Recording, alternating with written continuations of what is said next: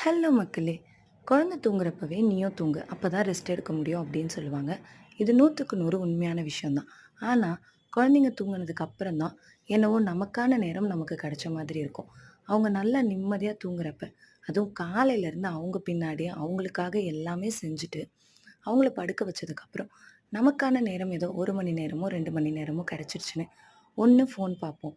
இல்லன்னா வந்து அப்படியே உட்காந்து எதுவுமே பண்ணாம ரிலாக்ஸ்டா நமக்கு புடிச்ச ஏதாவது ஒரு விஷயத்த நிம்மதியா சாப்பிடுறப்ப, ரொம்பவே வந்து சந்தோஷமா இருக்கும். நீங்க உங்க குழந்தைங்க தூங்குனதுக்கு அப்புறமா என்ன பண்ணுவீங்கன்றத மறக்காம கமெண்ட்ல சொல்லுங்க.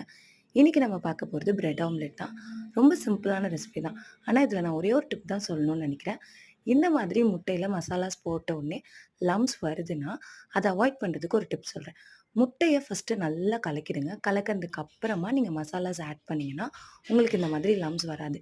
நான் செஞ்ச மாதிரி மசாலாஸ போட்டுட்டு, அதுக்கப்புறமா முட்டைய போட்டு கலக்குனீங்கன்னா, கண்டிப்பா லம்ப்ஸ் வரும். வீடியோ புடிச்சிருந்துச்சுன்னா லைக் பண்ணுங்க. Thank you.